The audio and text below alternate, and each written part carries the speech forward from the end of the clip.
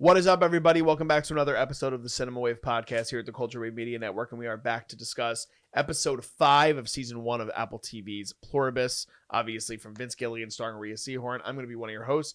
My name is Darian Scallamoni. Joining us this week, his triumphant return to the Culture Wave Media Network. It's Sean Villa. Hello, everybody. Happy to be back. And also Vinny Albano. Hello. So we were talking. We had Zach on. We had Mark on. Now we finally got you back at the table. All of us are very excited about this show week to week. We're all locked in. We're watching it week to week. It's one of those sort of appointment viewing experiences right now for a lot of people. So because I don't know if you've had a chance to watch, Sean he wrote a feature film that we'll be able to talk about at a later time. He'll be able to promote it, and we're excited to talk more to him about that later on. But the little bit that you're obviously caught up on the show, before we get into this episode specifically, as we asked the other two, for you so far, what are your kind of broad thoughts on what you've gotten thus far with Pluribus? Well, I think Vince the Prince Gilligan he's in the running for the best showrunner of all time. I am a massive Breaking Bad fan, as is anyone that watches Breaking Bad.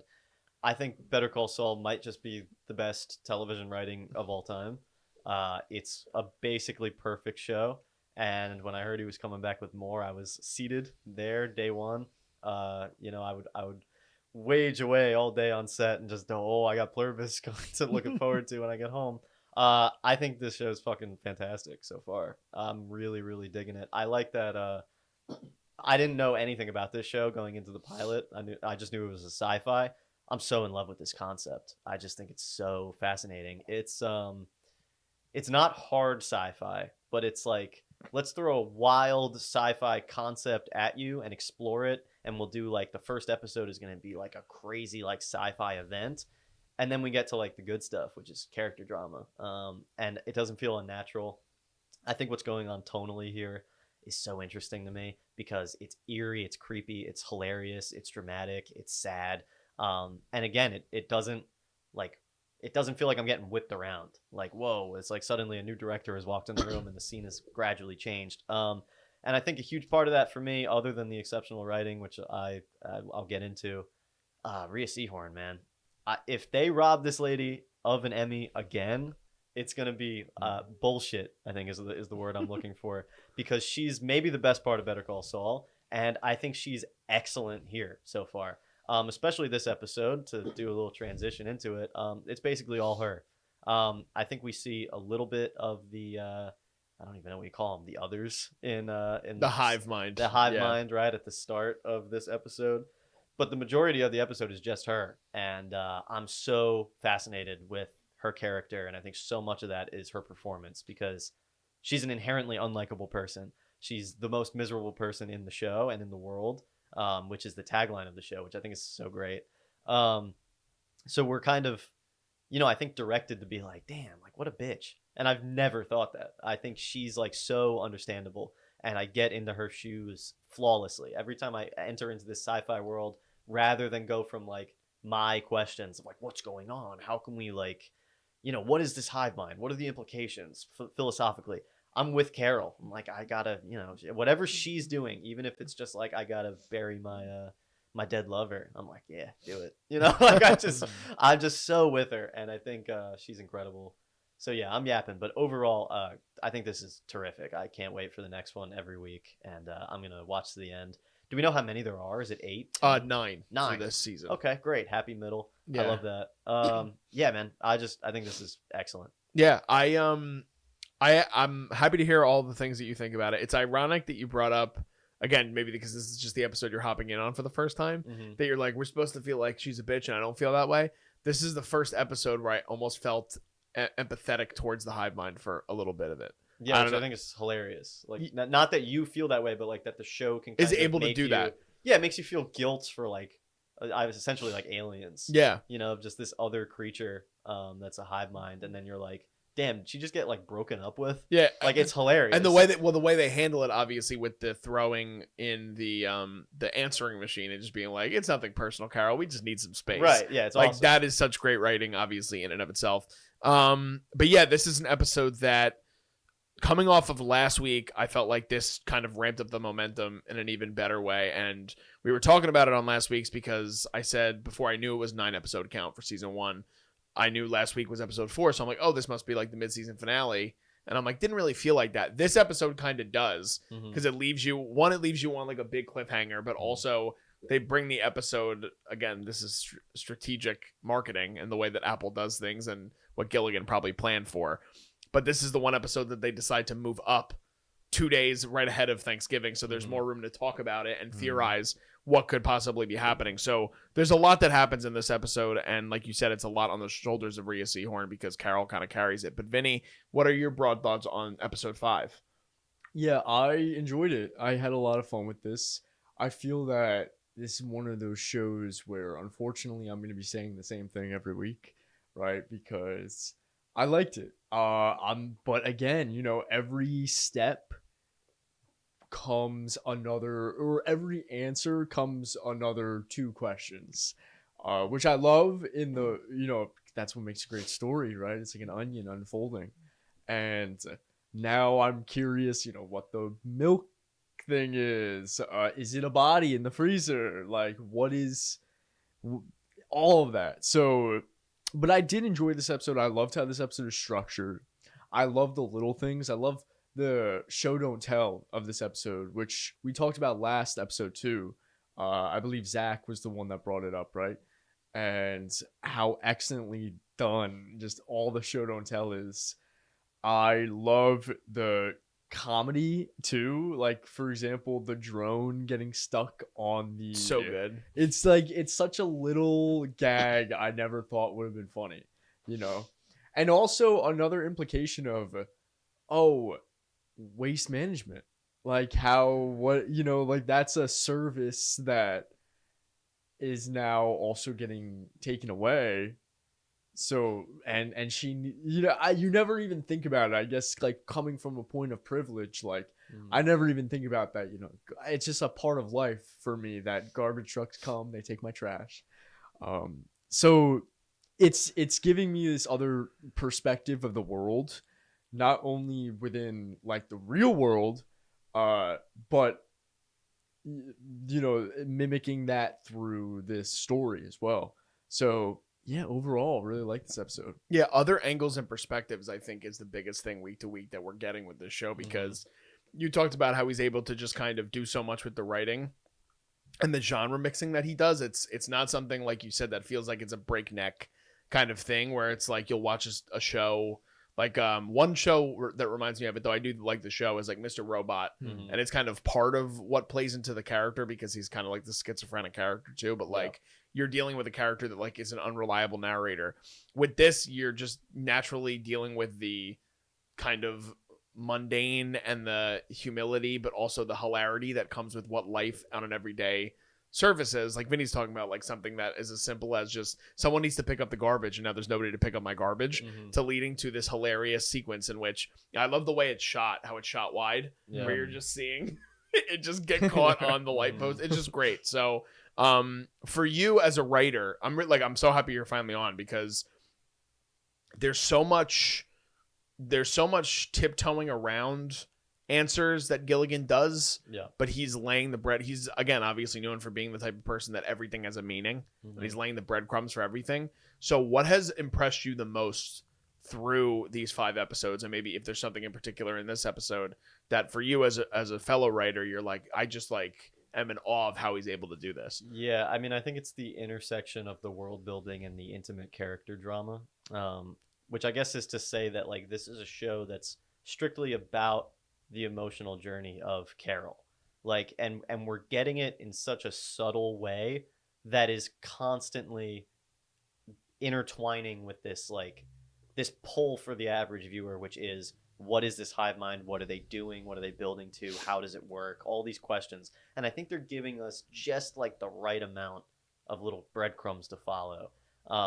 This whole thing with the milk has me like so fascinated. I want to know like what's going on, if this is going to be like a Soylent Green thing. Spoilers, Soylent Green. When that movie came out, like 1950. But yeah, I think that like, especially with the character writing for Carol, like, she feels so consistent. And again, whether it be a testament to Rhea Seehorn or not, I think that there's a lot of instances where I feel like I can almost read her thoughts. And I think a perfect example is in that drone scene where she gets the message where it's like, make sure the garbage does not exceed 19 like, pounds. Yeah, 19 pounds. And then I think there's like a brief little thing where she like checks it and like holds it up and then just like puts it back on the curb. And it's just like, yeah, like I just read like exactly what went through her head of like, I think this is like 19 pounds. And then she's like, ah, fuck these people. I don't even care. Just like puts it back on the curb. And like nothing had to be said. I just knew like that's who she is and that's what was happening. And yeah, it's not like somebody said in last week's review, I was listening to it about like second monitor viewing. Was that you, Vinny? Yeah. So like I love that term because this is a show that like if you just are able to sit and like really absorb it, there's a depth to it that you just like don't find in a lot of other media. Like there's just more here. This feels like a show that probably pops off on the like 20 things you missed on the latest episode of Pluribus. Like I bet that YouTube subgenre is probably like crazy. I don't watch any of that shit until usually after the season ends because I want to just try and stay with the mystery of it. But yeah, man, I just like there was a line, and forgive me, I think it's last episode. I'm a little mixed between 4 and 5 because I had to watch them when the movie wrapped at the same time. So there's a line somewhere in there about Carol where she says like that she went to conversion camp. That was the last episode, yeah. Right. She's like, talking to Zoja about it before she goes on the truth serum thing. Right. So that's like an amazing beat for me. Like I love that because it doesn't become a thing. There's no monologue. We don't get all the information. But again, like you can just make that connection between like how she has this like inherent disdain for a group of people that are just like smiling at her and saying they're going to fix her. Yeah. Just throwing that thread in there without doing anything major recontextualizes the whole character. Like it was working before. And it reminded me so much of what they do in Breaking Bad, where first couple episodes of Breaking Bad are like perfectly understandable. You're like, this guy's got cancer. He wants to provide for his family. But then they give him one of my favorite writing decisions in any media ever, which is where they give him an out, and which is these other people that are basically offering to pay for his cancer treatment. So he doesn't have to do this anymore. But then he does anyway. And then that adds this element of pride that makes Walter White the fucking amazing character that he is. And I think that this like conversion therapy thing and like her backstory kind of getting like unraveled, it's the same like overall umbrella of writing of just like, it doesn't need to be there for this story to work because you can understand on a human level how as a human, you'd want to fight against this hive mind. But then you throw something that intimate in there and it just fucking blows the writing like out of the water for me. Like that's like the real emotional depth that I look for in everything. And like, it's just so present and snappy and well thought out. And it just works for me. Like it clicks on a level that like, you don't see that often. I really just like, I think Vince Gilligan is just one of the best to like ever do it. Yeah. And if you can keep it in the back of your head when you're getting more information, it makes it kind of feel more fleshed out. Yeah. Like you're understanding, like you said, her more as a character. Like I'm realizing, and you talking about it now, even the way she has that whole interaction with Jeff Diller as the actor, the one who played the gentleman in the cycling outfit. Yes, yeah. That whole conversation and the importance of what that book or that story she was trying to tell means to her, that even the most important person in her life prior to the hive mind like doesn't necessarily completely care about it. Yeah. It adds a depth to like, again, control for her, like what that means. And there's a lot more that's going to be unraveled. And I do agree the character drama is the thing that I think is being almost overshadowed with the way that the world building is, you know what I mean? Like it's not that it's not there, because I agree with you, but so much of the general focus is like, what is this hive mind? What are they seeking out? But like you said, deeper beneath that, there's so much more that we're kind of getting that is like this guise over everything else. Yeah. You know, we're seeing this huge event through a character's shoes. We're not like following a character. We're interpreting the events through her. You brought up Mr. Robot before, and like that show gets subjective in a way that I've never seen any show get, because literally the entire like world of the show is altered by the way that Rami Malek's character perceives it. This isn't like to that extent, but I think that the way we interpret these events is through the filter of Carol, and that makes it feel intimate in a way that's like really unique to this show. But you know, this episode 5, felt like a very like character episode. Like this was very intimate and slow, and you know, dealt a lot with like her as a person.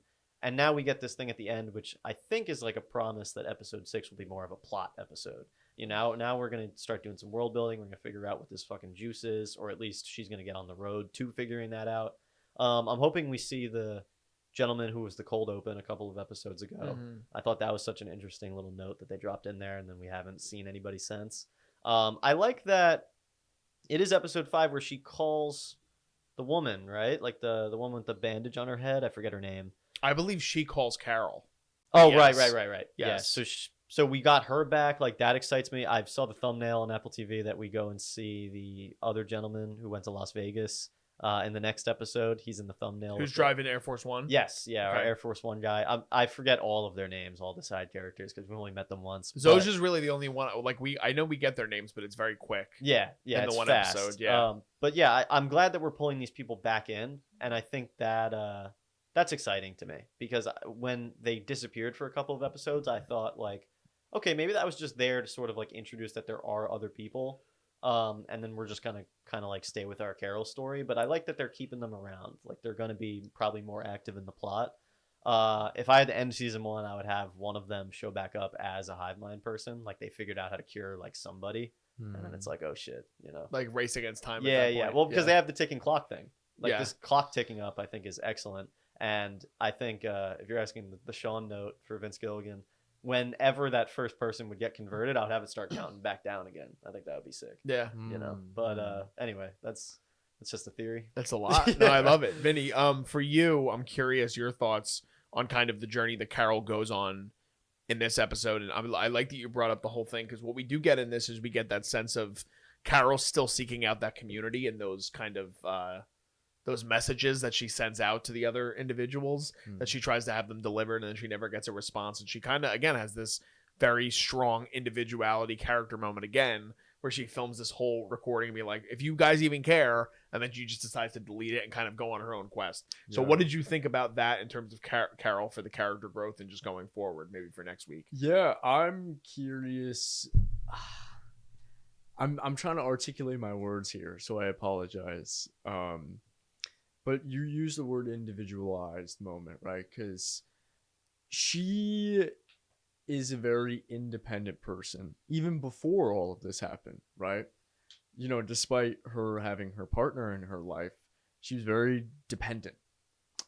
So even when everyone is taken from you, it's this kind of idea of when do we be dependent versus when do we have to depend on others. And in this moment, there's a sense of dependency, right? You have to get word back from these other humans who are like her, but she's not getting that cooperation. So I have no idea. I have no theory of where that's going to go, but I hope that Gilligan and his crew like tap into that theme a little bit more, because I think it's such an interesting like sense of our humanity. Of you said community and dependency, but also you can't be too dependent on someone or something, right? Because then you have a very toxic, immature behavior from that. You can't be too independent, where that's what I get from Carol, is that she's too independent, right? Like, even before all of this, like, she's too independent. She's too herself. Like, she doesn't want to be vulnerable with people other than her partner. And even the little stuff that we see with her partner, it's only an assumption. We really don't know how vulnerable she's, because we see that whole Arctic ice hotel, and she's like, she doesn't want to be excited. Like, she loves her misery. You know what I mean? Yeah. And what's so exciting about that to me is, like, why? Yeah. You know, I want the why. I'm so eager to like get those breadcrumbs that I was kind of talking about. You had brought up a whole lot of stuff last week about like the philosophy of the hive mind. Yeah. And I've sort of neglected to talk about like how fascinating that element is here. Vinny, how did you think that the show kind of worked for you without the presence of the hive mind for a little bit? Like, we got very little about that world building. So I'm curious, like, how was the show for you? It seems like you're very hive mind oriented. I definitely am hive mind orientated. Honestly, I didn't see a difference. I didn't feel a difference either, which I think, like you said, that goes to the benefit of not only like Rhea Seehorn's performance, but Gilligan's writing. Like it, it felt the same in a good way. You know what I mean? It wasn't like I was watching a different show at this point. You know, so I think honestly they could stay, bye for a little bit now, and we could just focus on Carol like losing her mind trying to unravel shit. Right. Because I think that's really fascinating too. Is like watching her like what I found so fascinating from the episode prior to this, her trying to really unravel this mystery on the whiteboard, and she's continuing to try to unravel it. Yeah. It feels like this like ragtag detective of some sort, right? Well, yeah, that's one of my favorite elements about Better Call Saul is that when I was watching that, I've always thought that Vince Gilligan would write the coolest like heist movie. Yeah. Because this guy's like schemes are so creative. Better Call Saul, it's like I genuinely believe like if that guy wanted to ruin your life, he could find a fucking way to do it. Because the shit that they pull in that show is so like maliciously creative to pull these scams off that it's like unbelievable to me. And I got that like same kind of impression with like everything going on with the truth serum in the last episode, and now like the way she's tracking this like barcode and how she's like able to kind of discover this mystery and making these tapes that she's sending out on SD cards. Like I just with the subtitles, I just think like it's so intelligent. Like and I think that helps the audience like empathize with Carol a lot more because you could tell that she's such like a smart character. Yeah. She's doing these things that like I definitely would not have thought to like use truth serum on the things. But now that you like put it in there, I'm like, oh, that's a fucking great idea. Like, try that, see what happens. Well, I guess now the last thing I kind of want to talk about is let's talk about this mystery juice. So like, what do you guys think?